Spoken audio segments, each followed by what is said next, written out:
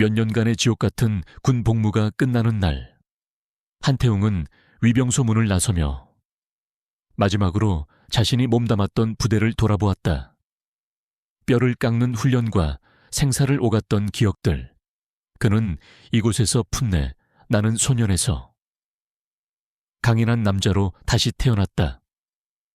전우들은 그가 보이지 않을 때까지 거수경례로 그를 배웅했다. 사회로 향하는 버스 안, 그는 어색한 사복이 자신의 몸에 맞지 않는 옷처럼 느껴졌다. 군복의 빳빳함과 전투화의 단단함에 익숙해진 그에게 부드러운 면 티셔츠와 헐렁한 청바지는 오히려 그를 불안하게 만들었다. 시끄러운 버스 안의 풍경은 그에게 이질적이었다. 화약 냄새 대신 값싼 향수 냄새가 코를 찔렀다. 절도 있는 구령 소리 대신 의미 없는 사람들의 수다 소리가 귀를 어지럽혔다. 그의 훈련받은 눈은 무의식적으로 버스 안의 모든 승객들을 관찰하고 비상탈출구의 위치를 파악하고 있었다. 그때였다. 버스가 급정거하며 한 할머니가 휘청거렸다. 태웅의 몸이 반사적으로 움직였다. 그는 자리에서 일어나 쓰러지려는 할머니의 팔을 단단하지만 부드럽게 붙잡았다. 괜찮으십니까? 아이고, 고맙소, 젊은이. 그는 즉시 자신의 자리를 할머니에게 양보했다. 할머니는 연신 고맙다고 했지만 그는 그저 군인처럼 짧게 고개를 끄덕일 뿐이었다. 그의 몸에 밴 습관은 아직 사회의 부드러움에 적응하지 못하고 있었다. 창밖으로 스쳐 지나가는 풍경을 보던 그의 눈에 어린 여동생의 손을 잡고 길을 건너는 한 소년의 모습이 들어왔다. 그 순간 그의 머릿속에 봉인되어 있던 과거의 기억 하나가 낡은 필름처럼 되살아났다. 지옥주 훈련의 마지막 밤이었다. 살을 애는 비바람이 몰아치는 갯벌 위에서 태웅은 자신의 가장 친한 동기였던 김민혁과 함께 웅크리고 있었다. 두 사람 모두 체력의 한계에 다다른 상태였다. 야, 태웅과 민혁이 젖은 흙바닥 위에서 힘겹게 입을 열었다. 만약에 내가 잘못되면 헛소리하지 마.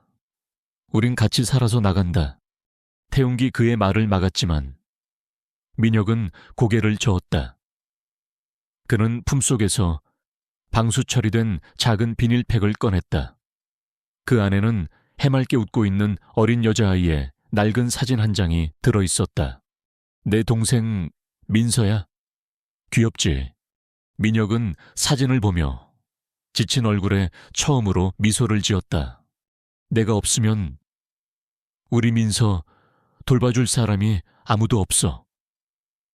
그러니까 태웅과 약속해라. 만약에 말이야, 무슨 일이 생기면 내 동생 부탁한다. 그의 목소리는 절박했다. 태웅은 그런 친구의 눈을 보며 무겁게 고개를 끄덕였다. 그것은 두 사나이의 목숨을 건 약속이었다. 하지만 그 약속 이후 민혁은 실전 같은 훈련 도중 불의의 사고로 세상을 떠났다. 그는 결국 살아서 부대로 돌아오지 못했다.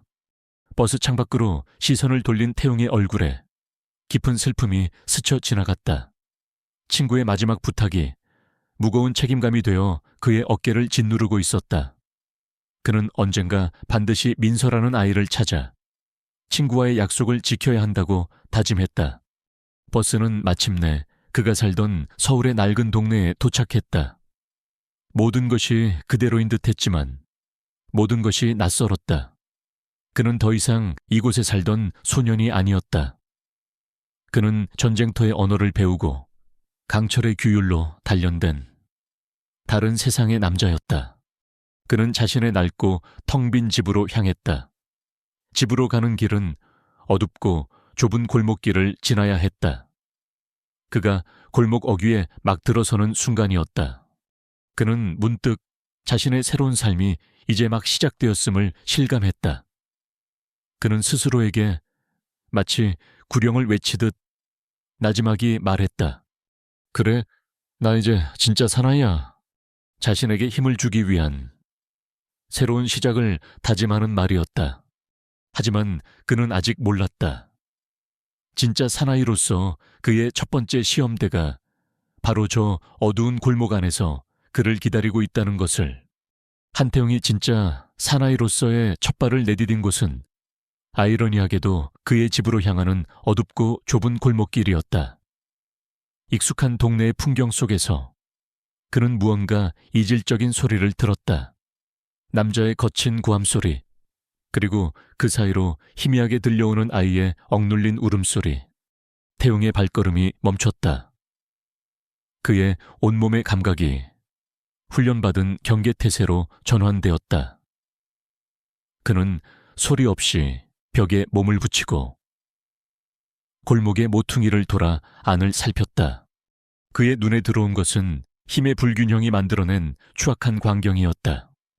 허름한 식당 민선의 집 앞에서 덩치 큰 남자 셋이 식당 주인으로 보이는 중년 여성과 그녀의 등 뒤에 숨어 우는 어린 여자아이를 위협하고 있었다. 아줌마, 내가 마지막으로 경고하는데 이 가게 안 빼 당장 계약서에 도장 찍으라고 했지. 가장 앞에 선 놈이 식당 앞에 놓인 작은 입간판을 발로 차 넘어뜨리며 소리쳤다. 이 동네 이제 우리가 접수했어. 좋은 말로 할 때 헐값에 넘기고 꺼지라고. 식당 주인은 겁에 질려 있었지만 딸을 지키기 위해 필사적으로 버티고 있었다. 그녀의 등 뒤에 숨은 10살 남짓의 여자아이는 두려움에 파르르 떨며 눈물을 흘리고 있었다. 태용은 잠시 어둠 속에서 그들을 관찰했다. 그의 머릿속에서 두 개의 목소리가 싸우고 있었다. 하나의 목소리는 무시해. 넌 이제 막 제대했어. 더 이상 싸움은 지긋지긋하잖아. 그냥 네 집으로 가 라고 속삭였다. 하지만 다른 하나의 목소리는 그의 심장 깊은 곳에서부터 울려왔다. 나 이제 진짜 사나이야. 그렇다면 진짜 사나이란 무엇인가? 불의를 보고도 못 본 척 지나치는 것인가? 약한 여자와 아이가 위협받고 있는데 등을 돌리는 것인가? 그의 뇌리에 빗속에서 떨며 자신의 동생 사진을 보여주던 친구 민혁의 얼굴이 스쳐 지나갔다. 그리고 눈앞에 우는 여자아이의 얼굴과 겹쳐졌다. 망설임은 끝났다. 그는 어둠 속에서 걸어 나왔다. 그는 소리치지 않았다. 그는 그저 아주 조용하고 묵직한 발걸음으로 조폭들과 두 모녀 사이에 섰다. 그의 넓은 등이 연약한 모녀를 위한 완벽한 방패가 되어주었다. 네온 또 뭐야? 이 새끼야. 갑작스러운 그의 등장에 조폭들이 당황하며 물었다. 태용군 그들을 쳐다보며 낮고 차분한 목소리로 말했다. 그만하시죠. 애가 울고 있습니다. 그의 말에는 위협이 없었다. 그저 사실을 전달하는 건조한 톤이었다. 하지만 그의 존재감 자체가 그 어떤 위협보다도 더 무겁게 골목 안의 공기를 짓누르고 있었다. 뭐, 이 새끼가 지금 우리한테 훈계질이야. 우두머리로 보이는 놈이 기가 차다는 듯이 웃으며 태용에게 다가왔다. 네가 상관할 일이 아니야. 좋게 말할 때 꺼져. 놈은 태용의 가슴을 세게 밀쳤다. 그 순간 태용의 평화로운 민간인으로서의 삶으로 통하는 문이 쾅 하고 닫혀버렸다. 그는 이제 더 이상 방관자가 아니었다. 그는 이 분쟁의 한가운데로 걸어 들어왔다. 그는 밀쳐졌고 이제 물러설 곳이 없었다. 태용은 자신을 밀친 남자를 쳐다보았다. 그의 눈빛이 아주 서서히 그러나 분명하게 변해가고 있었다. 평범한 저녁 장병의 눈빛에서 적을 마주한 최정예 해병대원의 차가운 눈빛으로 골목 안의 공기가 폭발 직전의 시한폭탄처럼 팽팽해졌다. 그의 진짜 사나이로서의 첫 번째 임무가 그렇게 시작되고 있었다. 한태용의 가슴을 밀친 남자는 자신의 행동이 어떤 결과를 가져올지 전혀 예상하지 못했다.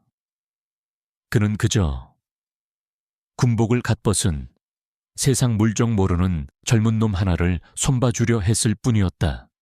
태웅의 몸은 밀려나지 않았다. 그는 마치 땅속 깊이 뿌리를 내린 거대한 나무처럼 그 자리에 서서 흔들림이 없었다. 그의 눈빛만이 상대를 어둠 속으로 끌어내릴 듯 차갑고 깊어졌다. 뭐해? 이 새끼 버르장머리를 고쳐줘. 우두머리에 짜증 섞인 명령에 양옆에 있던 부하 2명이 동시에 움직였다.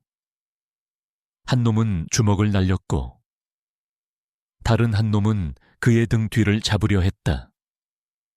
어설프지만 위협적인 협공이었다. 하지만 그들의 주먹과 손은 허공만을 갈랐다. 태웅의 몸이 짐승의 움직임처럼 낮고 빠르게 회전했다. 그는 주먹을 날린 놈의 팔을 흘려보내며 그의 몸이 앞으로 쏠리는 그 찰나의 순간을 놓치지 않았다.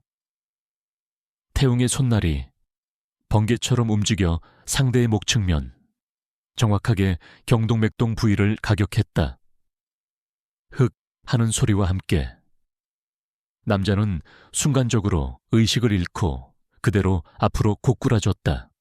동시에 등 뒤에서 자신을 잡으려던 다른 놈의 움직임을 감지한 그는 몸을 낮추며 발을 걸었다. 상대는 자신의 힘에 이기지 못해 균형을 잃고 바닥에 나뒹굴었다. 이 모든 것이 눈 깜짝할 사이에 일어났다. 화려한 발차기도 요란한 기합 소리도 없었다. 오직 상대의 힘을 역이용하고 가장 약한 급소를 공략하는 극도로 효율적이고 치명적인 움직임만이 있었을 뿐이었다. 골목 안에는 쓰러진 남자들의 신음소리와 겁에 질린 우두머리의 거친 숨소리만이 남았다. 태웅은 천천히 몸을 일으켜 흙먼지를 털어냈다. 그리고는 우두머리를 향해 아주 조용히 그러나 똑똑히 말했다. 다시는 이 골목에 나타나지 마라. 우두머리는 완전히 겁에 질려 있었다. 그는 눈앞의 청년이 자신이 알던 세상의 강함과는 차원이 다른 존재라는 것을 본능적으로 깨달았다. 그는 떨리는 손가락으로 태웅을 가리켰다. 네오. 제대한 지 얼마 안 된 놈이지. 군대 짬밥 좀 먹었다고 아주 눈에 뵈는 게 없구나. 두고 봐. 이 새끼야. 이게 끝이 아닐 거다. 그는 비겁한 협박을 남기고 쓰러진 부하들을 부축해 비틀거리며 골목을 빠져나갔다. 그들이 사라지자 식당 주인 아주머니와 어린 민서가 태웅에게 다가왔다. 두 사람의 눈에는 공포 대신 경애와 감사가 가득 담겨 있었다. 학생, 아니, 정말 고맙습니다. 학생이 아니었으면 저희 모녀는 정말 큰일 날 뻔했어요. 아주머니는 태웅의 손을 잡고 연신 고개를 숙였다. 그녀는 태웅을 그저 힘세고 용감한 학생 정도로 생각하는 듯했다. 괜찮으십니까? 태웅이 물었다. 그의 목소리는 다시 평범한 청년의 그것으로 돌아와 있었다. 네, 괜찮고 말고요. 안으로 들어와서 차라도 한 잔 들어요. 태웅은 사양하고 싶었지만 자신을 올려다보는 민서의 초롱초롱한 눈망울을 외면할 수 없었다. 그는 결국 고개를 끄덕이고 두 모녀를 따라잡고 허름한 민선의 집 식당 안으로 들어갔다. 따뜻한 차를 마시며 그는 두 모녀의 이야기를 들었다. 대성건설이라는 회사가 이 동네 전체를 재개발한다며 헐값에 가게를 넘기라고 몇 달째 그들을 괴롭히고 있다는 것이었다. 오늘 찾아온 놈들은 그 회사가 고용한 용역 깡패들이었다. 저희는 이 가게가 전 재산이에요. 여기서 쫓겨나면 갈 곳이 없어요. 아주머니의 목소리가 절망으로 떨렸다. 태웅은 말없이 차만 마셨다. 그는 그저 위로의 말을 건네는 법을 알지 못했다. 하지만 그의 마음속에서는 새로운 결심이 단단하게 굳어지고 있었다. 얼마 후 그는 식당을 나섰다.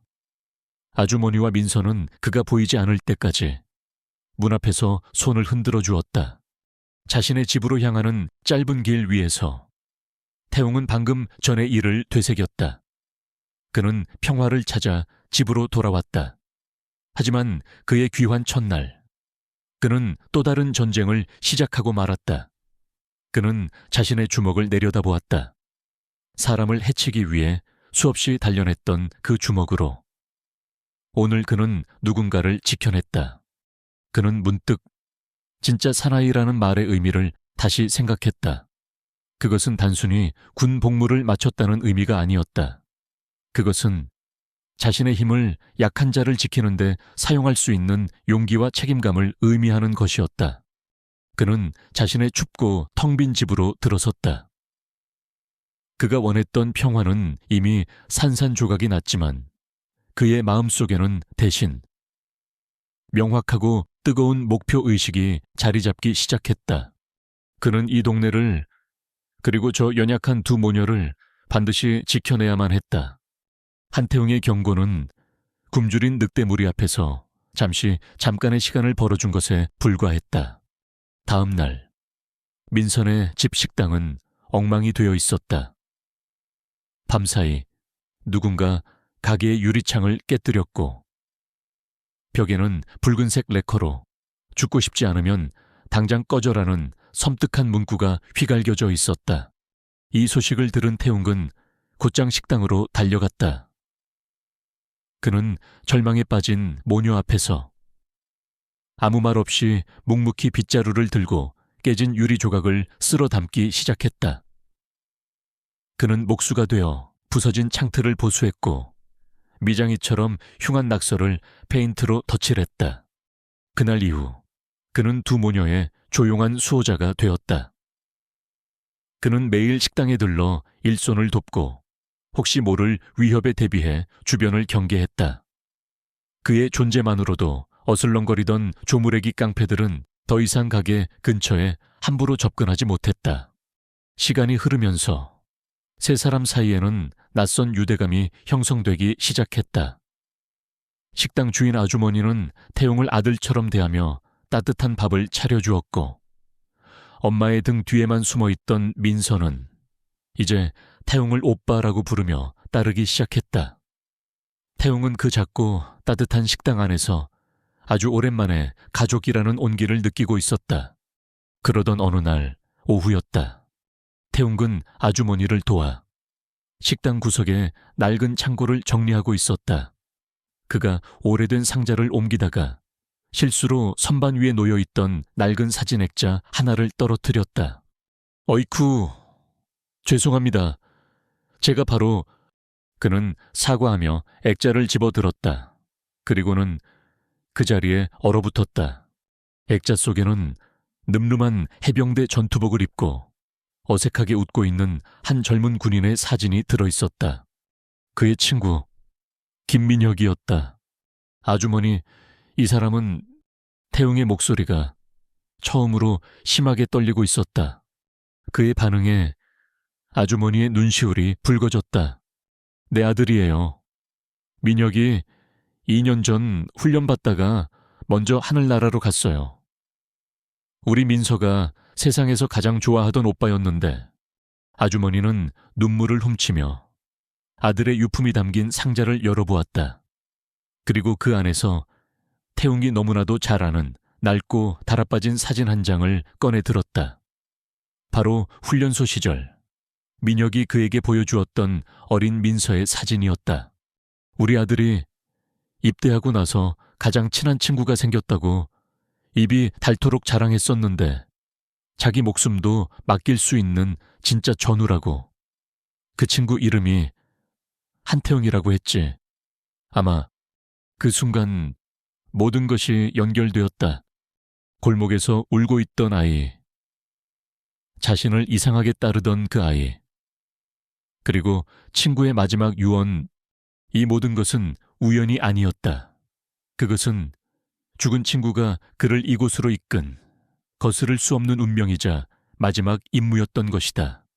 태웅은 자신의 심장이 쿵 하고 내려앉는 것을 느꼈다. 그의 어깨를 짓누르던 책임감은 이제 피할 수 없는 사명감이 되어 그의 영혼 전체를 지배하기 시작했다. 바로 그때였다. 요란한 소리와 함께 양복을 입은 한 남자가 식당 문을 거칠게 열고 들어왔다. 대성건설의 법무팀 직원이었다. 김미영 씨, 마지막 통보요. 일주일 시간을 주겠소. 그때까지 가게를 비우지 않으면 법원의 강제집행 영장을 통해 당신네들을 길바닥으로 끌어낼 거요. 남자는 차가운 목소리로 말하며 공식적인 퇴거 명령서를 테이블 위로 내던졌다. 식당 주인 아주머니의 얼굴이 하얗게 질렸다. 하지만 태웅은 더 이상 망설이지 않았다. 그는 자리에서 일어나 남자의 앞을 막아섰다. 그는 퇴거 명령서를 집어들고 천천히 읽어보았다. 그리고는 서준의 사진을 내려다보았다가 겁에 질린 민서를 바라보았다. 그의 눈에 차갑고 흔들림 없는 결의가 떠올랐다. 방황하던 전사는 마침내 자신의 목숨을 걸고 지켜야 할 진지를 찾은 것이었다. 그는 대성건설 직원을 똑바로 쳐다보며 나지막하지만 강철 같은 목소리로 말했다. 이 가게, 그리고 이 동네는 당신들한테 못 줘. 그는 잠시 말을 멈췄다. 내가 약속했거든. 그것은 건설사 직원이 아닌 하늘에 있는 그의 친구를 향한 피보다 진한 맹세였다. 대성건설의 최후 통첩은 오히려 한태웅의 잠자던 야성을 깨우는 기폭제가 되었다. 그는 더 이상 이 싸움을 피할 수 없음을, 그리고 피해서도 안 됨을 깨달았다. 그는 민서 어머니에게 자신을 믿고 일주일만 기다려달라고 부탁했다. 그의 눈에 서린 결연한 의지를 본 그녀는 불안하지만 말없이 고개를 끄덕였다. 그날 밤 태웅의 작은 원룸은 다시 가장 치열한 전장의 지휘 통제실이 되었다. 그는 낡은 노트북 한 대로 거대한 대성건설이라는 적의 심장부를 파고들기 시작했다. 그의 전쟁은 충성 없이 키보드와 정보망 위에서 시작되었다. 그는 먼저 대성건설과 그 대표인 조필두 회장에 대한 모든 공개된 정보를 수집했다. 그리고는 밤의 그림자 속에서 조필두 회장의 뒤를 밟기 시작했다. 그의 감시와 추적 기술은 국가정보원 요원들조차 혀를 내두를 수준이었다. 그는 조필두가 고급 룸살롱에서 지역 시의원을 만나 검은 돈을 건네는 장면을 아무도 모르게 촬영했다. 그는 조필두의 가장 큰 약점이 비밀스러운 상습 도박이라는 사실을 알아냈다. 그리고 그 약점을 이용하기로 결심했다. 그는 조필두의 회사 회계팀 사무실에 잠입했다. 그의 침투 기술은 예술에 가까웠다. 그는 경보 시스템을 교란하고 자물쇠를 해체하며 한 마리의 유령처럼 움직였다. 그는 회계팀의 메인 서버에 접속하여 조필두의 비자금 내역과 분식회계 자료들을 통째로 다운로드했다. 모든 증거는 그의 손안에 들어왔다. 이제 남은 것은 이 증거들을 가장 효과적으로 터뜨릴 D-Day를 정하는 것이었다. 그리고 그 기회는 생각보다 빨리 찾아왔다. 대성건설이 자신들의 재개발 사업을 홍보하기 위한 대규모 기공식을 개최한다는 소식이었다. 투자자들과 지역 정치인들, 그리고 수많은 기자들이 모이는 바로 그 자리. 태웅은 그곳을 조필두의 제국을 무너뜨릴 심판의 무대로 삼기로 결심했다. 기공식 당일 행사장은 화려함의 극치였다. 조필두 회장은 단상 위에서 자신만만한 미소로 재개발 사업의 청사진을 발표하고 있었다. 행사장 한쪽에는 강제로 동원된 민선의 집 식당 아주머니를 비롯한 동네 상인들이 절망적인 표정으로 앉아 있었다. 그들의 시선은 군중 속에 조용히 섞여 있는 태웅에게로 향했다. 이 위대한 프로젝트를 통해 우리 목포는 다시 태어날 것입니다. 조필두의 연설이 끝나고 그와 지역 정치인들이 첫 삽을 뜨는 세리머니를 위해 황금삽을 집어들었다. 기자들의 카메라 플래시가 터지고 투자자들의 박수 소리가 울려 퍼졌다. 조필두의 인생에서 가장 빛나는 순간이었다. 바로 그때였다. 태웅기 군중 속에서 자신의 휴대폰으로 미리 심어둔 프로그램을 작동시켰다. 단상 뒤편에 설치된 거대한 LED 스크린. 화려한 홍보 영상을 내보내던 그 화면이 갑자기 치직 소리를 내며 검게 변했다. 사람들이 웅성거리기 시작했다. 기술적인 문제라고 생각하는 순간 화면이 다시 켜졌다. 하지만 화면에 나타난 것은 홍보 영상이 아니었다. 그것은 조필두의 비밀 이중 장부였다. 바로 그의 옆에 서서 함께 삽을 들고 있던 시의원에게 거액의 뇌물이 건네진 내역이 적나라하게 드러나 있었다. 사람들이 경악하는 사이 화면은 빠르게 전환되었다. 조필두가 룸살롱에서 시의원과 밀담을 나누는 사진, 유령 회사로 비자금을 빼돌린 은행 거래 내역, 그리고 상습적인 불법 도박 사실을 스스로 떠벌리는 그의 목소리가 담긴 녹취 파일까지. 행사장은 순식간에 아수라장으로 변했다. 투자자들은 분노하여 고함을 질렀고 기자들은 무대 위로 몰려들었다. 뇌물을 받은 정치인들은 당황하여 도망치기 바빴다. 조필두는 무대 중앙에 서서 망연자실한 표정으로 스크린을 바라보고 있었다. 자신의 모든 비밀이 생중계되는 카메라 앞에서 온 세상에 폭로되고 있었다. 그의 제국이 단 몇 분 만에 잿더미로 변하는 순간이었다. 이 모든 혼란의 와중에 태웅은 조용히 현장을 빠져나왔다. 그가 민선의 집 식당 앞으로 돌아왔을 때 식당 아주머니와 민서가 그를 기다리고 있었다. 두 사람의 눈에는 믿을 수 없다는 경이로움과 함께 주체할 수 없는 감사의 눈물이 흐르고 있었다. 뒤늦게 도착한 경찰들이 무대 위에서 넋이 나간 채 서 있는 조필두 회장에게 수갑을 채우고 있었다. 태웅은 하늘을 올려다보았다. 그는 친구와의 약속을 지켰다. 주먹이 아닌 군인으로서 배운 가장 강력한 무기인 전략과 정보로 그의 전쟁은 그렇게 끝이 났다. 조필두 회장의 제국은 그가 쌓아 올린 모래성처럼 허무하게 무너져 내렸다. 기공식에서 터져나온 비리폭로는 대한민국을 떠들썩하게 만들었고 검찰은 즉시 대대적인 수사에 착수했다. 대성건설의 주가는 폭락했고 회사는 파산했다. 조필두 회장과 그에게 뇌물을 받았던 정치인들은 모두 법의 심판을 받고 차가운 감옥에서 죗값을 치르게 되었다. 동네는 마침내 완벽한 평화를 되찾았다. 골목을 어슬렁거리던 깡패들은 사라졌고 재개발의 공포에 떨던 상인들은 다시 활기를 찾았다. 그들은 자신들의 동네를 구해준 은인 한태웅을 영웅처럼 대했다. 그들은 앞다투어 민선의 집 식당을 찾아와 두 모녀와 태웅에게 감사 인사를 전했다. 우리가 정말 은혜를 입었어. 총각이 아니었으면 우리는 길바닥에 나앉았을 거야. 우리 가게는 이제부터 총각한테는 무조건 공짜야. 태웅은 그런 그들의 과분한 친절이 어색했지만 싫지는 않았다. 그는 사람의 온기가 그리웠다. 며칠 후 모든 소동이 가라앉고 식당은 다시 일상을 되찾았다. 태웅은 이제 자신의 집으로 돌아가 새로운 일자리를 찾아봐야겠다고 생각했다. 그는 식당 아주머니에게 그동안 감사했다는 작별 인사를 꺼내려 했다. 아주머니, 그동안 정말 감사했습니다. 이제 저도 제 갈 길을. 그의 말이 채 끝나기도 전에 아주머니가 그의 손을 덥석 잡았다. 그녀의 눈에는 눈물이 그렁그렁했다. 태웅가, 그녀가 처음으로 그를 아들처럼 불렀다. 가지 마라. 여기가 네 집이다. 그녀는 떨리는 목소리로 말했다.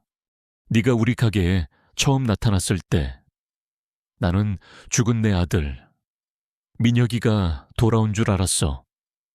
너를 보면 꼭 내 아들이 살아 돌아온 것만 같아.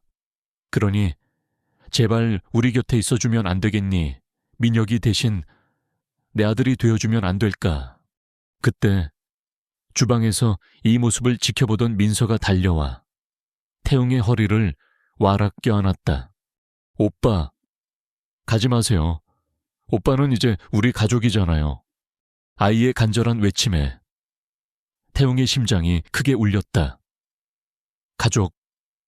그가 군 생활 내내 그리워하고 제대 후에도 가질 수 없으리라 생각했던 바로 그 단어였다. 그날 밤 가게 문을 닫고 세 사람은 식탁에 마주 앉았다. 태웅은 이제 모든 것을 말해야 할 때라고 생각했다. 그는 품속에서 늘 간직하고 다니던 낡은 사진 한 장을 꺼냈다. 해병대 전투복을 입고 어색하게 웃고 있는 민혁의 사진이었다. 그는 아주머니에게 민혁과의 우정과 지옥 같았던 훈련, 그리고 비 내리던 갯벌 위에서 나누었던 마지막 약속에 대해 모두 털어놓았다. 저는 민혁이와의 약속을 지키기 위해 민서와 아주머니를 지켜야만 했습니다. 그의 고백에 아주머니는 소리내어 울기 시작했다. 그녀는 태웅의 손을 잡고 아들의 마지막 순간을 함께 해준 그에게, 그리고 아들과의 약속을 지키기 위해 모든 위험을 무릅쓴 그에게 몇 번이고 고맙다고 말했다. 그녀 역시 태웅이 몰랐던 아들의 이야기를 들려주었다. 군대에 가기 전 민혁이가 얼마나 착하고 정이 많은 아들이었는지, 동생 민서를 얼마나 아끼고 사랑했는지, 두 사람은 서로의 기억을 나누며 민혁이라는 이름 아래 하나의 마음이 되었다. 태웅에게 친구와의 약속은 더 이상 무거운 짐이 아니었다. 그것은 그를 이 새로운 가족에게로 이끌어준 아름다운 운명의 실이었다.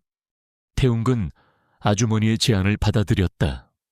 그는 자신의 춥고 텅 빈 집에서 짐을 싸 식당 2층의 작은 방으로 거처를 옮겼다. 그의 새 방은 작았지만 아래층에서 올라오는 따뜻한 음식 냄새와 아주머니와 민서의 웃음소리로 가득 차 있었다. 그는 제대 후 처음으로 진짜 집으로 돌아온 기분이었다. 그는 자신이 상상했던 것과는 전혀 다른 방식으로 친구와의 약속을 지켜냈다. 그리고 그 약속의 끝에서 그는 새로운 가족과 새로운 삶의 의미를 선물 받았다. 1년 후 민선의 집은 동네에서 가장 유명한 맛집이 되어 있었다. 식당은 작고 허름했지만 그곳에는 늘 사람들의 온기와 맛있는 음식 냄새, 그리고 행복한 웃음소리가 가득했다.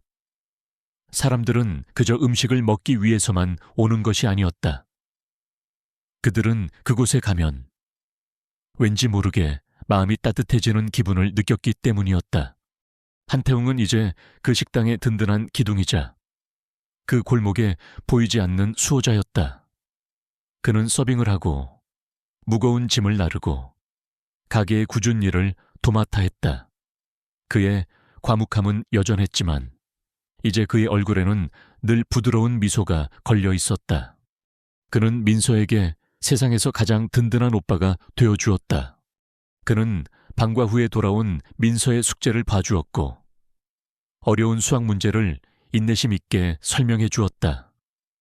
주말에는 함께 공원에 가서 자전거를 타거나 캐치볼을 했다. 그는 민서에게 몇 가지 간단한 호신술을 가르쳐 주었다. 누군가를 해치기 위해서가 아니라 스스로를 지킬 수 있는 자신감을 심어주기 위해서였다.